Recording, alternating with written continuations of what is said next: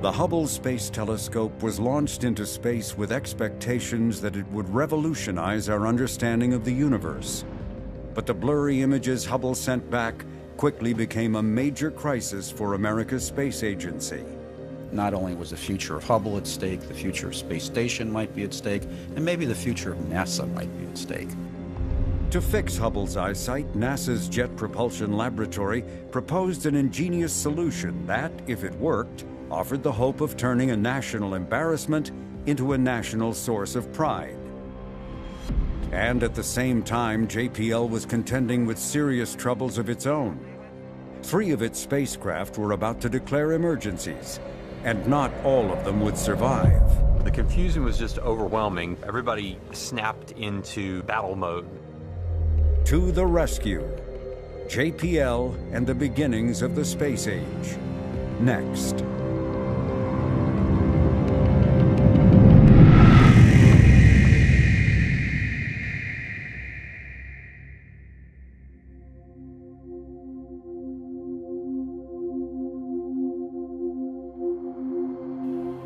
Houston, CDR, how do you read? CDR, Houston. Good morning, Lauren. You're loud and clear. In the spring of 1990, NASA was in final preparations for the 35th mission of its space shuttle program. Inside Discovery's cargo bay was what many consider the most important science instrument of the 20th century, the Hubble Space Telescope. The telescope represented nothing less than the beginning of an entirely new chapter in astronomy science. T-minus 10, go for main engine start. We are go for main engine start. 6, 5, 4, 3, 2, 1, and Space Shuttle Discovery with the Hubble Space Telescope on window on the universe.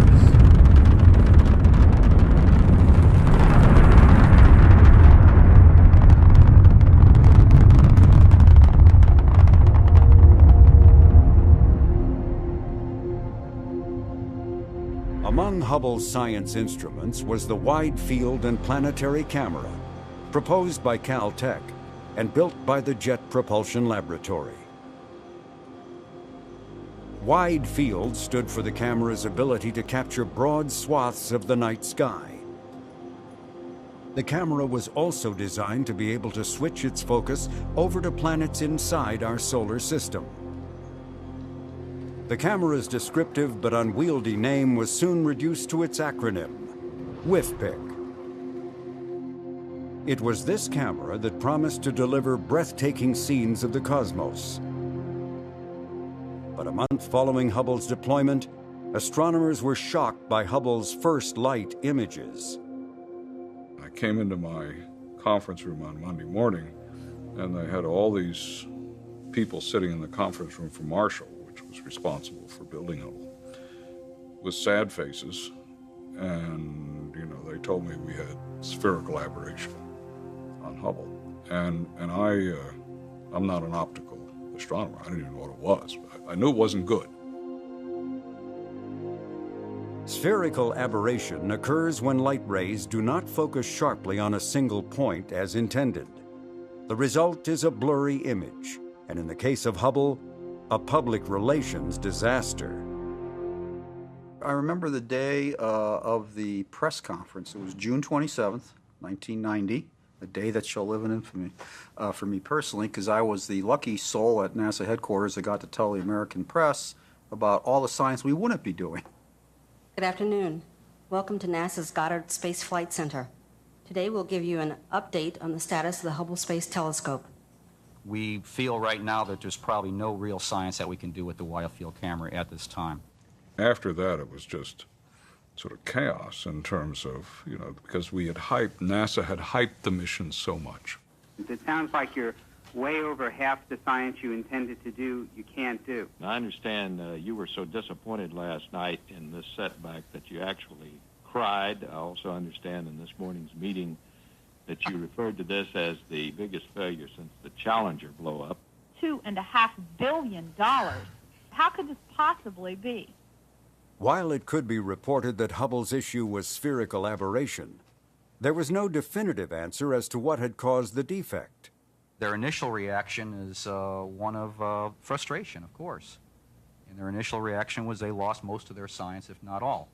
The JPL science team suspected the source of the problem might be with Hubble's mirrors. If that were true, there was a ray of hope for Hubble.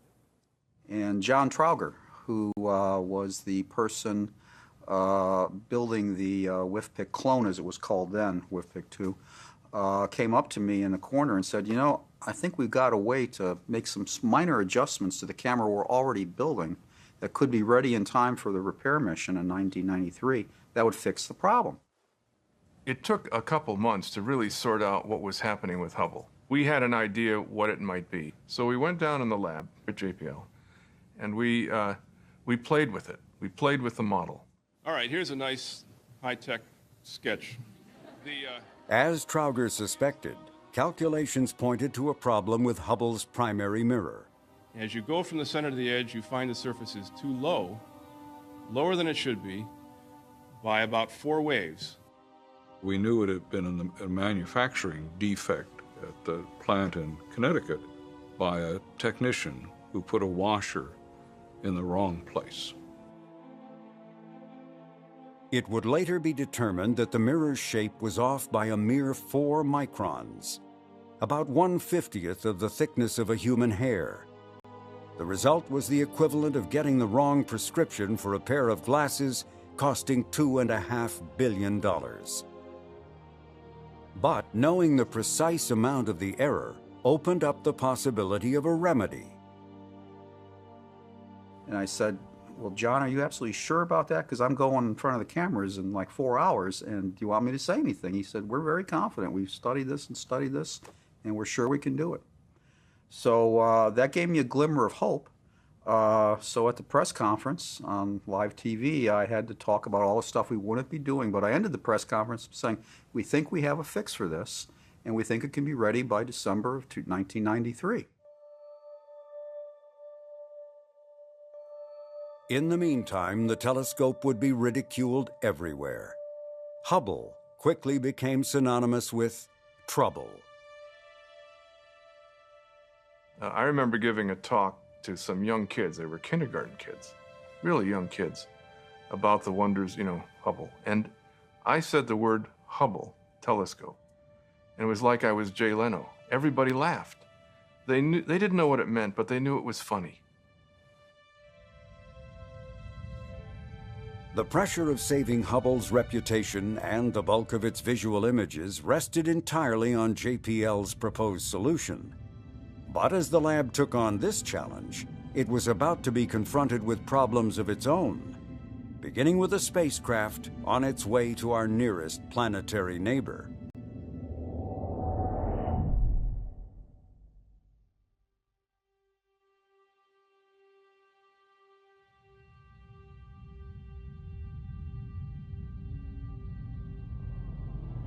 Long before Hubble, JPL was exploring the planets in our solar system, beginning with Mariner 2's flyby of Venus in 1962.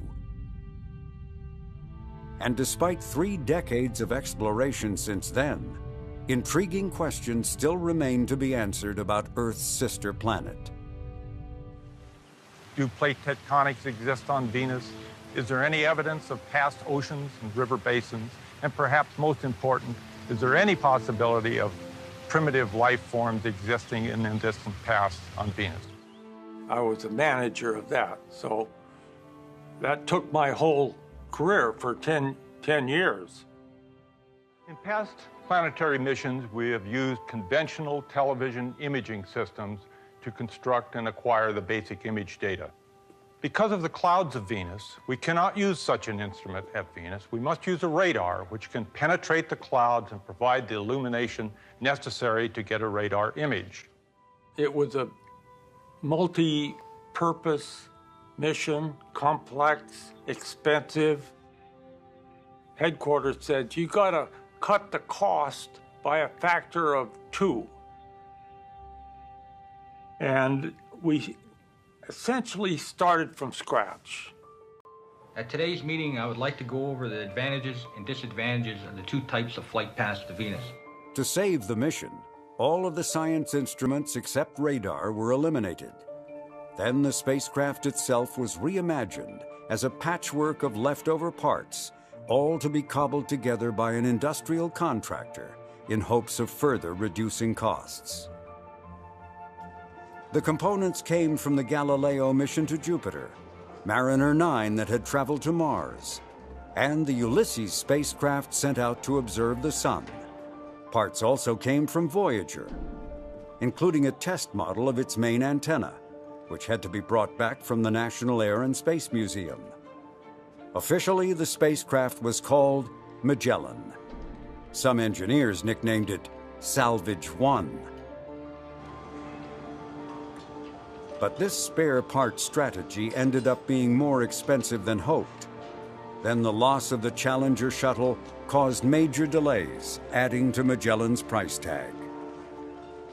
So we had to descope the mission again. We had to take out all the redundancy in the spacecraft, so it was a single string, and on and on and on, lots of things. By the time of Magellan's launch in 1989, the budget had nearly doubled to $500 million.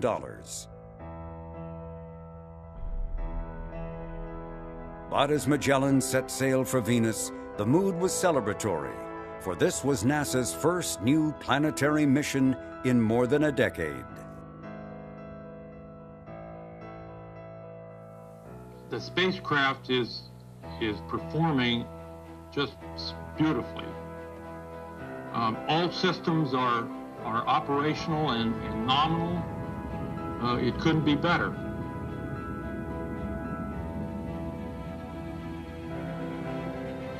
Mr. Graffiti, can you give us an idea of the mood in the Mission Control Center after the Magellan and the IUS separated?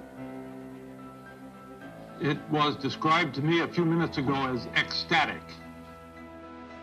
Copy that. Tell the IUS guys they did a great job. We have virtually zero rates from the beginning. We're on our way to Venus. 8 pulses?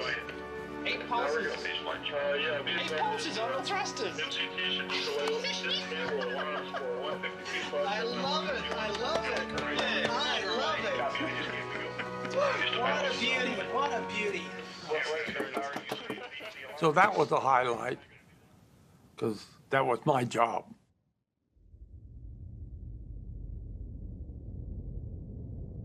After getting Magellan aloft, John Graffiti retired. The job of project manager was handed over to Tony Spear, a JPL veteran well-versed in radar. Good morning, and thank you for coming. It's nice to know that some of the press is still interested in space, and not all. He and his young team had expected the 15-month journey to Venus would be a relatively quiet time, but problems quickly began cropping up. We were looking forward to, after launch, what we called quiescent cruise, because we really didn't have a whole lot planned during the cruise period. But unfortunately, we started having problems, and there were a lot of problems during cruise. Magellan was bombarded by 3 major solar flares. The spacecraft was also suffering from overheating, a serious concern given how close to the sun Magellan had to fly. And the star scanner, vital to determining Magellan's position, kept picking up disorienting glints of light. The reason turned out to be minute debris shedding off the side of the spacecraft. These and other problems were overcome, and as the day of orbit insertion approached, all was going smoothly. And that gave Spear an uneasy feeling. This is the first week that we really haven't had that much to do. And the guys are starting to get nervous, as a matter of fact, not having anything to do. We're sitting back and we're closely monitoring the spacecraft, and we have in our hip pocket contingency plans in case something goes wrong. Okay, the white stuff is off. We had a solid Star 48 motor, and you just lit it and it went, and then you were either going to go into orbit or you were not. There was a lot of nervousness from the managers about it. If the rocket doesn't fire, we become a flyby, and that's no good. because it will take something like 100 years before the geometries line up so that we could try again. And I don't think I'm going to be around 100 years from now.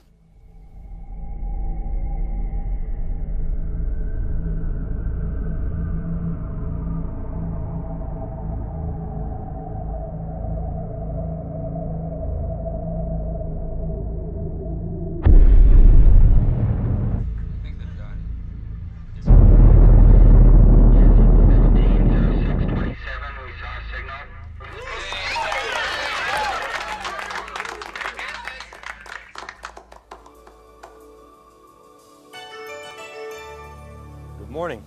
It's 10:15 California time, and even though it's raining outside, it's impossible to wipe the smiles off the faces of the people in the Magellan Project, because the good news so far is that it's been all good news. We have successfully gotten ourselves into orbit around the planet Venus. We have successfully discarded the spent solid rocket motor casing, and we're now prepared for a successful in-orbit checkout and on our way to a successful mapping. And from the way things look, nothing will get in the way. It didn't last very long. 1 week after orbit insertion, Magellan, without warning, went silent. I mean, maybe this was because it was a low-cost mission. I don't know, but Magellan had its share of problems. I was on duty as the telecom engineer at the time. The spacecraft the computer just stopped functioning. We did everything we knew how to do. We called out frequencies, we looked for it. It was incredibly frightening. I'll make a brief statement, and then we'll open for questions. The next morning, a hastily organized press conference was convened to share what little was known. I was out in the lobby watching the press conference, and I got a phone call from the guy we call the ace in Building 230, who's sort of in charge of real-time operations, and that said, we have a signal. We're not sure it's Magellan, but we think it is. So I wrote down on a piece of paper, and in the middle of one of Tony's long stories that he was telling the press, I ran up to the stage, and so I said, I've just received a message, and of course Tony had, more than a little bit of entertainer knack too, and so he played the game, and so we developed a little bit of excitement there. And if we can bring, okay, Steve, you have something more to say? Well, John's going to come over as soon as he's seen enough telemetry to tell more, but it is Magellan. It is Magellan. Both TWTs are off. Now, this wasn't rehearsed, by the way, okay? We're just trying to scare him. However disorganized a briefing, no one could fault the Magellan team for not sharing all that they knew as soon as they knew it. The good news was that the spacecraft was alive. The bad news was that Magellan would continue off and on with petulant bouts of silence caused by an unknown software glitch. The faults came one right after another, and you could barely get over the last one or recover from the last one when the next one happened. It got particularly scary, which I think it was about the fault number 4 was when the first walkabout happened. And we use that term to describe the spacecraft basically just turning away and deciding not to talk to us anymore. So it just went off and did its own thing. We had no idea where it was pointed, what it was doing, and it was terrifying. It took us months to figure it out. Again, at this time, the spacecraft is healthy and is waiting for further contact and instructions from the Earth. It was a real complication, a bug in the program. It was in an endless loop, and the spacecraft was just floating away. Just floating away.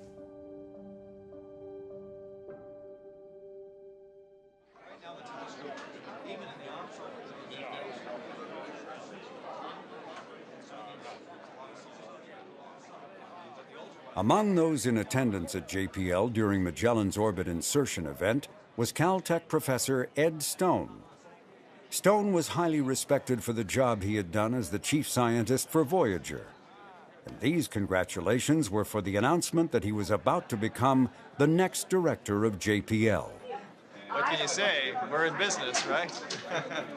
It's in orbit, so I think it's the first of a series of events we've got coming up now the rest of this year, which are getting us started on the 90s. We have a real decade of exploration ahead of us. Stone signed up for the job believing a bright future was just ahead. He soon would be surprised to learn that the outlook was not nearly as rosy as he had been told. It was a big shock because I had thought that the opportunity was to fill this funding wedge with a lot of new wonderful missions.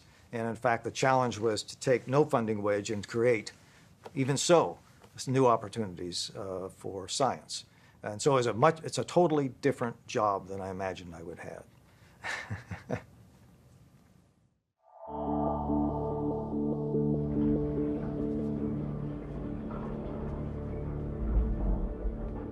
Up to now, planetary missions were designed to carry as many science instruments as possible. There was no better example of this than the flagship mission to Jupiter, Galileo. In 1986, it had been in final preparations for launch when Challenger was lost. With the shuttle grounded, Galileo was packed up and shipped back to Pasadena, leaving mission managers scratching their heads as to how to reach Jupiter. There was a period of time we didn't think this thing could go anywhere but the Smithsonian. The solution to getting Galileo off the launch pad required calling upon the forces of nature for a series of gravity assists around other planets. That had been done before, but this time celestial mechanics required Galileo to begin its journey by starting out in the opposite direction of Jupiter. Oh, and by the way, it goes to Venus. Whoa, what do you mean goes to Venus? that seemed, that seemed impossible. And so what we've had to do is we've had to do this retro maneuver at Earth to go to Venus, start off in the wrong direction, use Venus gravity, and then 2 shots past the Earth. So we have a total of 3 planetary gravity assists. Our preference, of course, would be to go direct. But the reason we're doing this is to get to Jupiter. It's the only way we have to get to Jupiter now.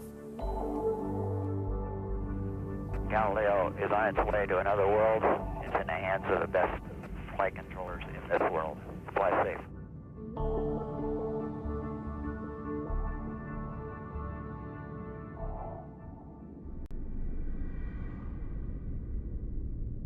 Unlike Magellan, the journey to Venus was relatively uneventful for Galileo. And just a year after its launch, Galileo was again nearing Earth, the first time ever that a robotic spacecraft was returning home.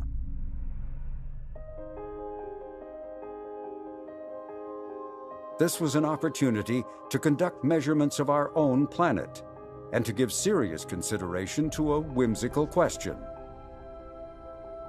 Imagine Galileo is a spacecraft from somewhere else in space, and it's making this extremely quick pass by the Earth, all instruments recording. What about the Earth would it detect, and what fraction of that would be what we consider important about the Earth? Would it detect that this is an ocean planet? Would it detect life? Would it detect intelligence? Those are three interesting questions. Galileo's answers varied. Water was clearly abundant, and there were strong hints of biology to be seen. As for a technologically advanced civilization, there were no visible signs. Galileo's path, just by chance, was one that flew across sparsely populated areas of the planet. Then, in a blink of an eye, Galileo sailed past our planet, headed outward.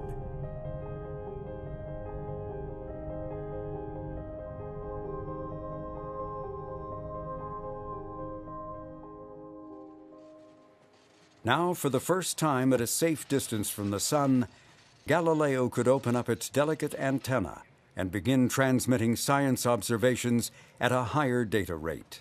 There were concerns about opening the high-gain antenna too close to the sun because some of the materials it was made out of might get too hot and then make the antenna not function properly. Engineers expected it would take 2.5 minutes to open up the antenna. Instead, the drive motor strained for 8 and then gave up. Did you guys change the stage page? Yeah. Just now? Kurt, did you guys change the page?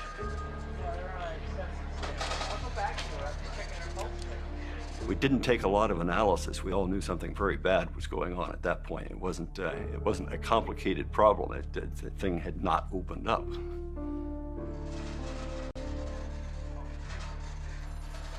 Without the antenna, the flow of science would be no better than a trickle, from a transmission rate of 134,000 bits per second to a mere 10.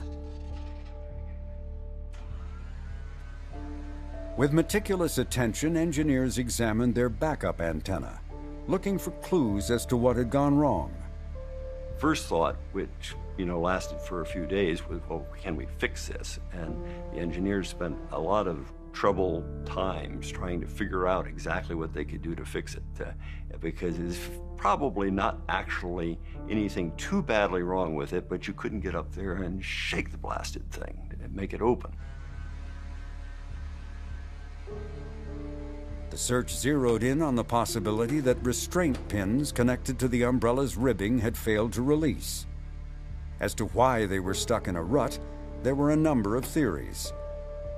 Had the bumpy road trips back and forth between California and Florida caused a misalignment? Had lubricant surrounding the pins dried out over 4 years of storage? Engineers had worried that leaving the spacecraft stowed away for so long might degrade critical parts, but no thought was given to a task as low-tech as lubricating pins. Most of the solutions they were working on had to do with things like heating it up, cooling it off, or shaking it. It turns out we make our spacecraft so they're not very easy to shake. You don't want these vibrations. We began realizing that there was probably a reasonable probability the antenna might never open. News of Galileo's stuck antenna occurred just a year after Hubble's vision problems were announced. Next came word from Washington of budget cuts. All of NASA, it appeared, was in danger of going bust.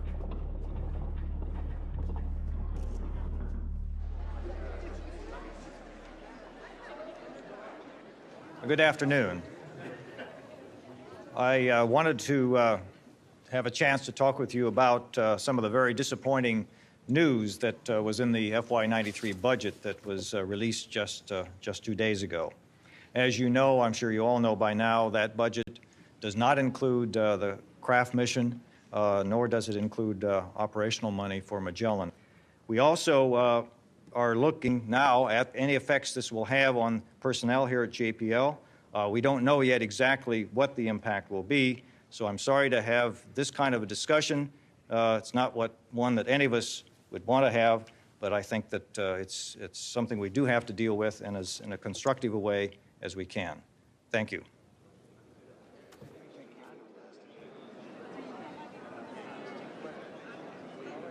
And there was more change in the air. Within weeks came the announcement of a new administrator for NASA, and Dan Golden made no secret that he intended to shake up an agency he believed was over-promising and under-delivering. Planetary missions can take a decade to plan, another decade to build, and another decade to get to the destination, and God knows who's going to be around to collect the data by the time that ends. How can we do everything better, faster, cheaper? We need to stretch ourselves and be bold and take risks. And yes, it's safe to take risks at NASA once again. We cannot play it safe. We've got to be bold, and when we're bold, we'll have unbelievable results. NASA Administrator Dan Golden would soon have another example to buttress his dislike for large and expensive spacecraft. But Mars Observer would also be a lesson in the pitfalls of embracing bold new approaches. I inherited a lot of things with Mars Observer, and At the time, I thought they were kind of bad ideas, but I was stuck with them, and then in retrospect, they turned out to be really bad ideas.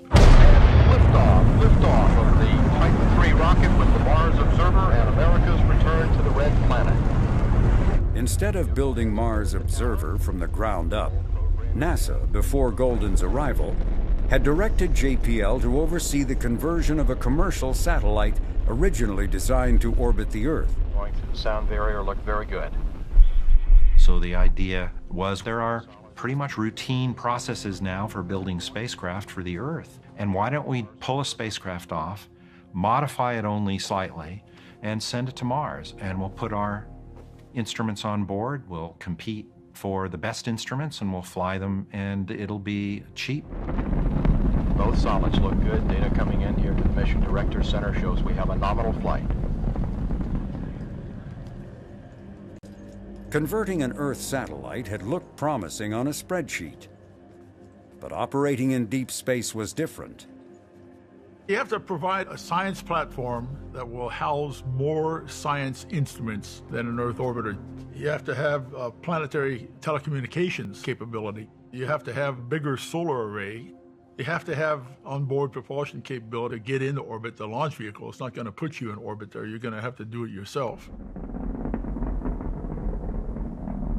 These kinds of adaptations and changes meant that the budget for Mars Observer eventually soared to nearly $1 billion, more than 5 times NASA's hoped-for price.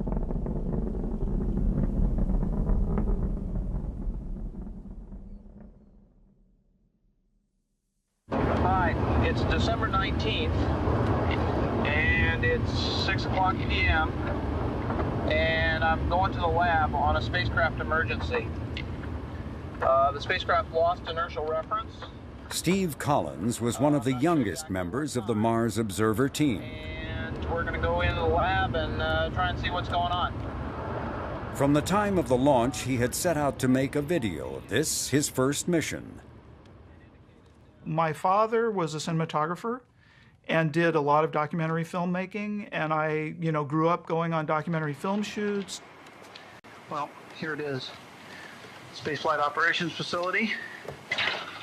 Sometime in the middle of the night. A couple people here on Topex.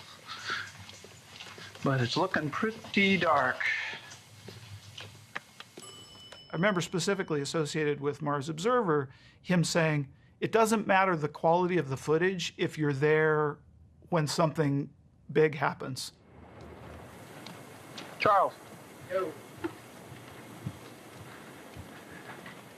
Oh, joy. Good evening. Collins' videos are a rare and candid record of the behind-the-scenes work of a small, close-knit group of engineers. Just doing the slow. They were responsible for Mars Observer's attitude control system, which, put simply, meant keeping the spacecraft pointed in the right direction. Right. All right. Nice, good A&S signature. People were very tolerant of it. They got used to me having a video camera. And for Mars Observer, they decided to bring all the computers and things that they would normally put in the control room and put them in people's offices. And so you would basically sit in your own office and operate the spacecraft. When you get a... Are we going to be implicated by this? Or, on occasion, to relax with the latest state-of-the-art offerings in space-themed video games. So this is what's really going on up there on the spacecraft, huh? That's right. Is this what's called joysticking the spacecraft around? This is Danger's worst nightmare. That's right. Oh, no, it's putting us into contingency mode.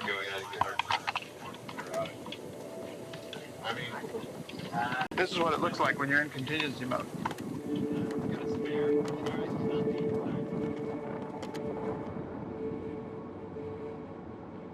But as Mars neared, the fun and games ended. Next up was Mars orbit insertion. Ready, Charles? Ready for what? To be immortalized? Yeah. MOI.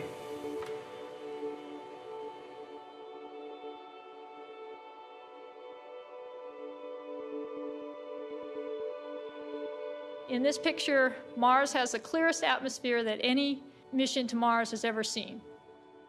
And I think every day for the next week, our hearts will be beating a little bit faster. On Sunday, we have a very critical event, which is the pressurization of the fuel tank.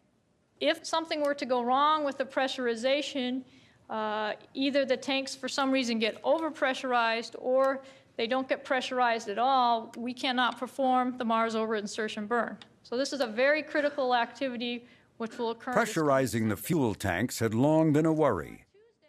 There was a history of leaks involving the regulators of the fuel lines on other missions.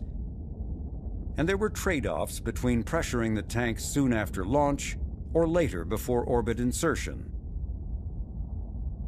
Engineers chose the second option.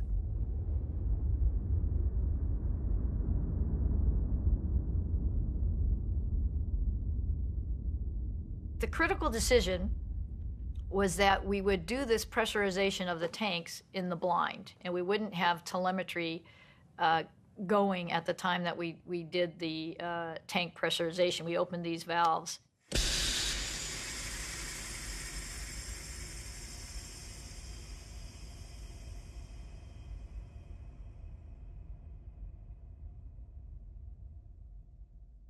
Okay, then Sergeant for the downlink in SSI. What? What? Says who? In SSI? No. I think So the immediate response to not having communications with the spacecraft is, it's probably just another, simple problem. It'll take them a half hour to get it figured out and we'll be fine. Well, whatever they're doing now ain't working.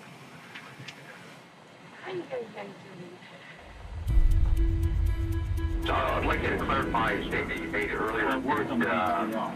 Did they see a signal earlier on? I think after about an hour and a half or so, we declared a spacecraft emergency, and there was just nothing. Just nothing. Hello, Wayne speaking. Yes. Mission manager, Marseille. Nothing. Scary stuff. We lost one right now, and we turned the other one on at 3:30. This whole thing's happening again. That's right. And whatever happened the first time, we've got to expect. We're gonna command in now. Confusion was just overwhelming, but everybody kind of snapped into battle mode. I'm just saying, but let's talk about facts. Let's lay out what we have here. Facts, because we're in one of two situations. The beam is on. We cordoned off one conference room, went up to the whiteboard, started listing all of the things that could have gone wrong, and starting to brainstorm what these different scenarios would have meant. We're on the Earth, we're on high gain, everything's fine. Those are the two situations we're in. If the beam is on. It was a little scary. We went under the assumption that for some reason, because the spacecraft had operated so well during cruise, that maybe there was some glitch in the sequence or some glitch in the command processing equipment that prevented the transmitter from turning back on. The spacecraft's probably working just fine. It's just not talking to us. Until after, and if we happen to be in safe mode, we've lost 6.5 hours. Is that significant? It is. I think that's it is 10%. 10% of the time to MOI. All the time knowing that, because this is a solar-powered spacecraft, that if the solar panels aren't pointed at the sun, you're draining the battery. And eventually you won't get any signal back, even if it could operate, because your battery is dead. It's 4:30 in the morning on August 23rd, and we still haven't received any word back from the spacecraft. A lot of people were walking around without any idea really what to do. It's really tough. But a sort of unusual thing happens in that circumstance, which is a sense of optimism, because the flight team knows that if it was a catastrophic failure, there's nothing they can do. And so you start thinking instead on an optimistic path.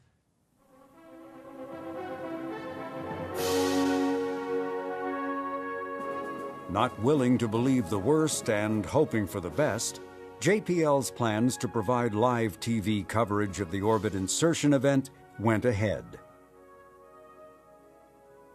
We have had a problem over the weekend, what we believe to be a communications failure, in which Mars Observer has not been downlinking or radio transmitting information to us. And this is Charles Wetzel, who we're going to talk to about what we're going to see with the signal. Hi, Charles. Hi, Steve. I was the on-console guy who could be interviewed. And so I had all of the telemetry displays up on the workstation, and I had sort of been picked as the operations guy that would be, interviewed back and forth as the day was going on and show, what telemetry we were getting or we would have been getting and how the systems were, behaving, which we weren't at the time. But it was definitely a very awkward type of interview. Okay, specifically, you have a graph there which will show us what happens when we actually get signal back, right? That's correct. There's no data on this window yet. We're hoping that for the first time since Saturday, we'll lock up on a radio signal, and that'll show the signal level here in this window right now. Mission Manager, go ahead. Okay, we've come up negative on our search for signal. Two-way, one-way, channel 16 and channel 20. I guess it's time for plan B. Okay, copy. DSN will continue to search. Copy.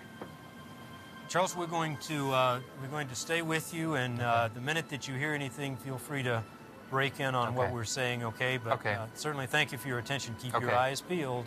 Okay, thanks a lot, Steve. Thanks. The idea was that it wasn't lost, that it had automatically gone into orbit, and that what we needed to do was to keep sending commands to it so that it would behave properly and begin to send back the information. So it just was so protracted that the pain just continued and continued. Who was the famous pilot, Chuck Yeager? I feel like the Chuck Yeager, the slow Tennessee accent. Well, there goes plan A, there goes plan B. Okay, plan C. Arm and go to contingency load. Whose idea was it to pressurize 3 days before MRI?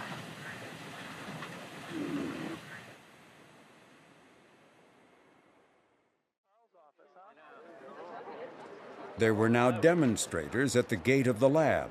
Inspired by this image from the previous mission to Mars, they were convinced that Mars Observer's silence was part of a government cover-up to hide from the public knowledge of an ancient Martian civilization. There were people standing on the corner of the entrance to JPL with signs saying, Mars Observer is a cover-up. To have to drive past those protesters into work was like adding insult to injury.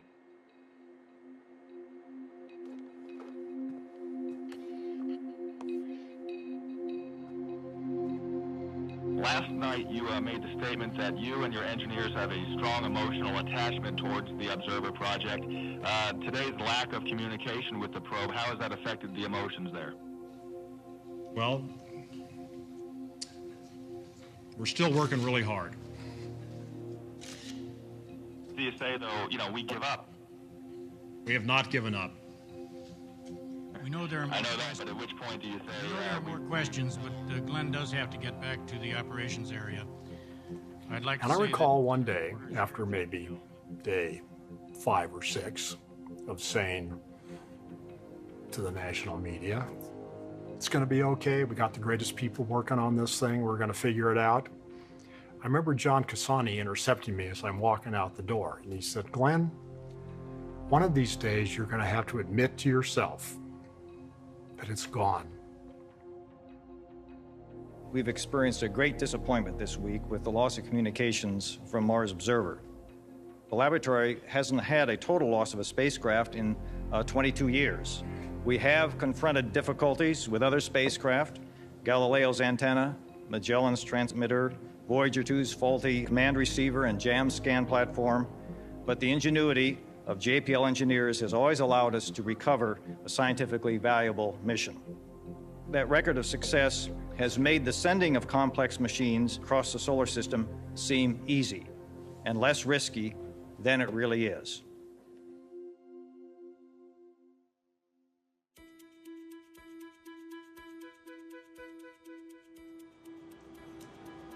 While there was nothing more to be done for a rescue at Mars, there was hope for Hubble. And much of that hope rested on a team of JPL scientists and engineers who were feeling the pressure of the high stakes at play. It had a huge amount of visibility.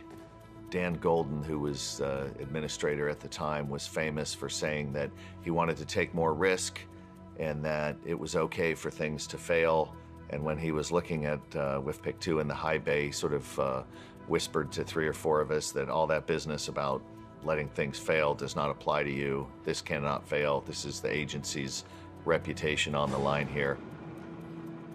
And it turns out that it was almost entirely fixable by changing the shape of some tiny mirrors, no bigger than a nickel, inside the camera. So what we ended up doing was taking our optics apart, replacing these nickel-sized mirrors with new ones that were out of shape, exactly opposite to the shape error in the primary mirror, putting it all back together. As a math problem, the solution was simple. As a practical matter, it was a profound engineering challenge. The science team also wanted to add on the ability to adjust the camera's small mirrors by remote control, to guarantee that this time, Hubble would yield sharp images. That meant embracing an unproven technology that just happened to be the specialty of a recently hired JPL engineer.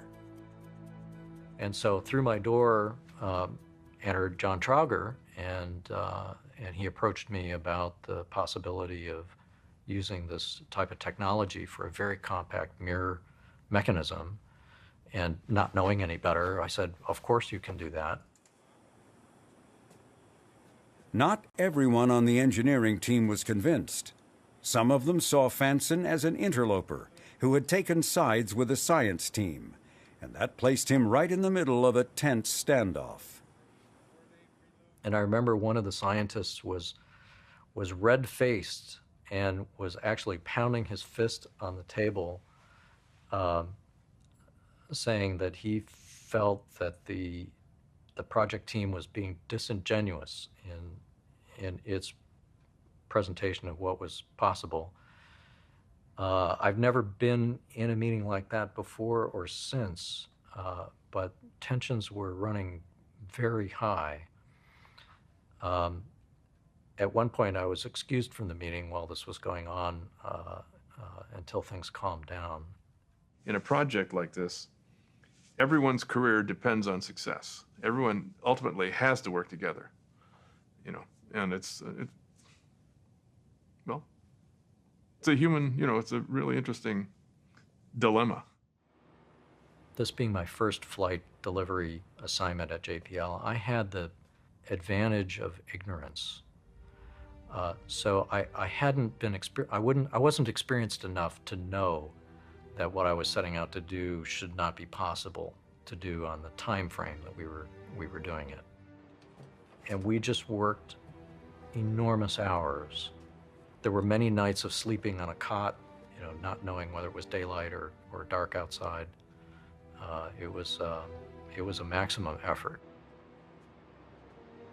One vivid example of a maximum effort was finding a solution to cleaning WFPIC's mirrors with liquids without damaging other parts of the camera.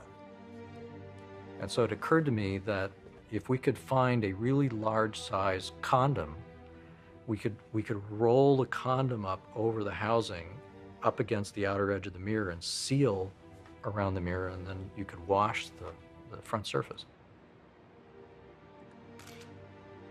To Fanson's surprise, the manufacturer refused to endorse its products for any use other than for what it was originally intended. In desperate straits, Fanson's next stop was the emergency room.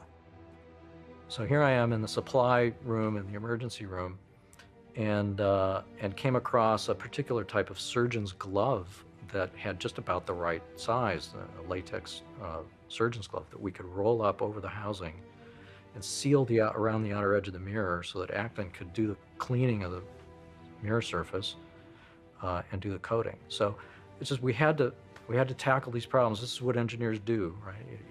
You You have to figure out a way to tackle the problem that's in your path.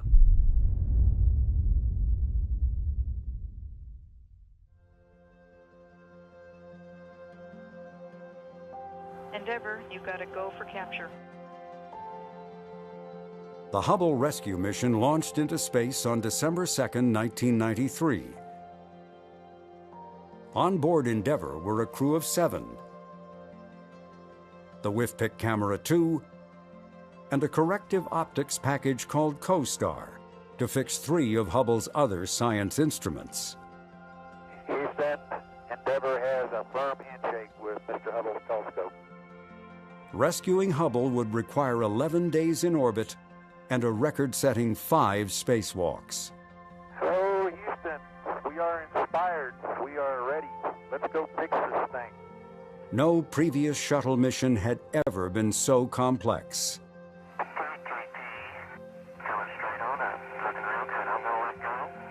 The astronauts had practiced moving our camera around.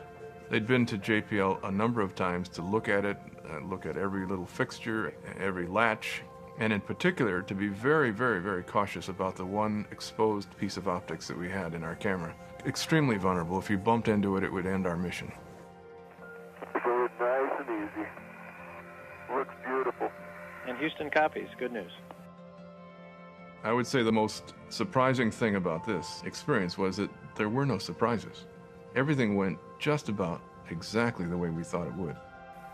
You can do things in zero G that people would never dream of, right? Yes, sir.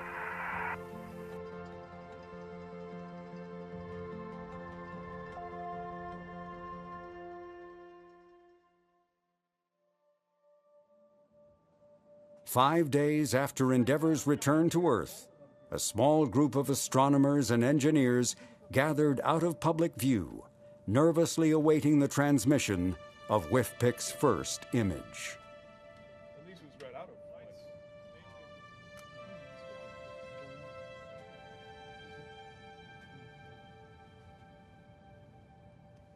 Hey! Right there! Oh! Did it! Wait. Oh, no. Yeah, let's get see. Bring it up. And what we saw was a bright star that was well corrected. We knew immediately that we had done it. Oh! This is the first image of Cheers. Cheers. We'd done everything that we thought we had to do to prove, to ourselves that it was going to work. But there's no substitute for seeing that it actually did work.